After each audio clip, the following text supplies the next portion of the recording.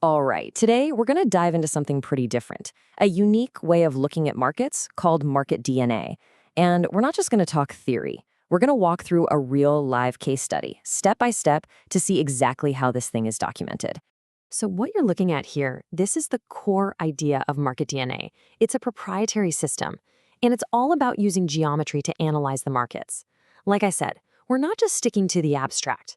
We're going to document its application on a real chart with a very specific case study. Okay, so before we go any further, it's really important to get clear on what market DNA is not. This isn't your typical technical analysis. It's not fundamental analysis either. You won't find any standard quantitative indicators here. And forget about things like Fibonacci ratios, Elliott waves, or the usual chart patterns and trend lines. This is something totally different, a completely standalone geometric approach. So here's the game plan for today. We'll quickly touch on the method itself. Then we'll jump right into the NASDAQ 100 case study. We'll really dig into phase one. That's all about entry points, risk, and returns. And finally, we'll look at the complete cycle path from start to finish. Let's get to it. So the big question, how does this market DNA method actually work? Well, it's all built around a structure of 4 distinct phases. You can kind of think of it like a roadmap. The system leaves these predefined geometric shapes right over the price chart. And where the price moves within these shapes, well, that's what tells us which phase we're in. All right, let's get specific. Our case study is going to focus on the NASDAQ 100 index, also known as the US100. And just so you know, the analysis we're about to document was recorded on January 18th, 2026. And here it is. This is the complete geometric structure applied directly to the US 100 chart. Let's quickly point out the key components you're seeing. We have what are labeled as triangle 1, triangle 2, and triangle 3. You'll also see this line here. That's the mirror delay line. And this large, overarching shape, that's the trapezoid. These are the key pieces of the puzzle for the specific analysis.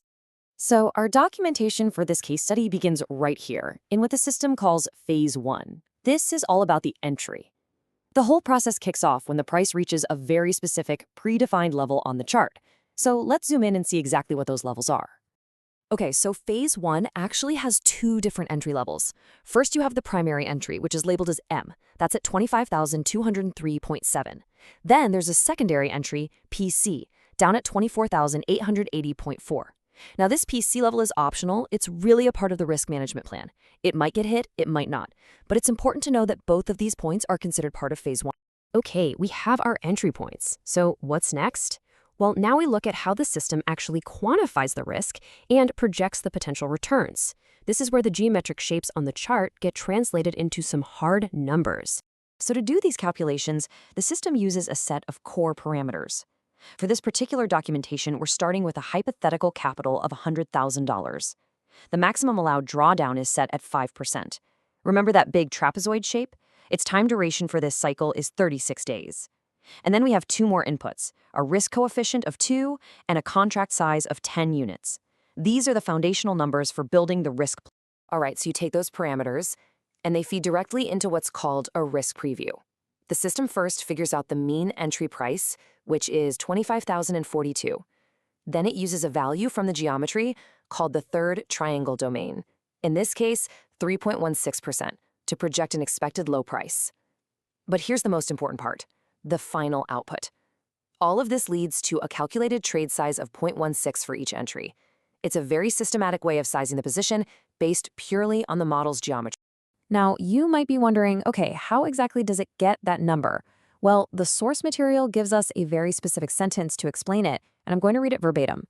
Both trade sizes are calculated using the hypothetical capital, the investor's maximum allowed drawdown, the third triangle domain percentage, the risk coefficient, and the contract size.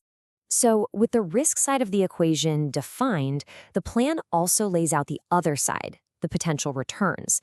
And it does this with 3 very clear exit targets, all based on the geometry we saw. Target 1 is at the mirror line, which is also the lower edge of the trapezoid. Target 2 is up at apex N, and the system calls this a safe exit. And finally, target 3 is the very top of the trapezoid, which would be a full exit from the cycle. Okay, so using all those numbers, the documentation then lays out 2 possible scenarios for returns. Let's look at the first one. In scenario 1, the price hits our primary entry, M, but it never drops down to the secondary entry, PC. In this case, the documented plan is to exit at target 3. So what does that look like in terms of numbers? Well, for this first scenario, the expected total profit is $1,151. That works out to a 1.15% return on that hypothetical capital we started with. But here's the interesting part. Because the model projects this all happening within that 36-day trapezoid window, it can also calculate an expected annual return, which comes out to 11.66%. Right, that's scenario one. Now let's look at the second possibility. In scenario two, the market is a bit more volatile. The price hits the first entry M, and then it also drops down and hits the secondary entry, PC. If this happens, the documented plan involves exiting at both target 2 and target 3. And if that second entry at POV gets triggered, well, the numbers look quite a bit different. The expected total profit essentially doubles, jumping up to $2,304.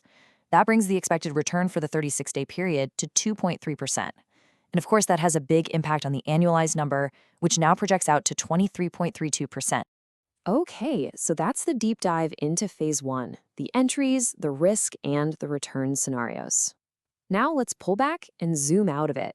Let's look at the complete path that this analysis documents for the entire cycle, from start to finish. For this specific case, the system documents a very clear sequence of phases. We start with phase 1, which is the entry we just covered. Step 2 is phase 2, which happens when the price makes contact with the mirror line.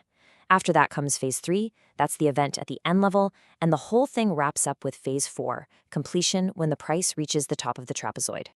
And if we go back to the full chart, you can actually see that journey traced out. It all starts at the entry level, M. The documented path then shows the price moving up to touch the mirror line, that's our phase 2.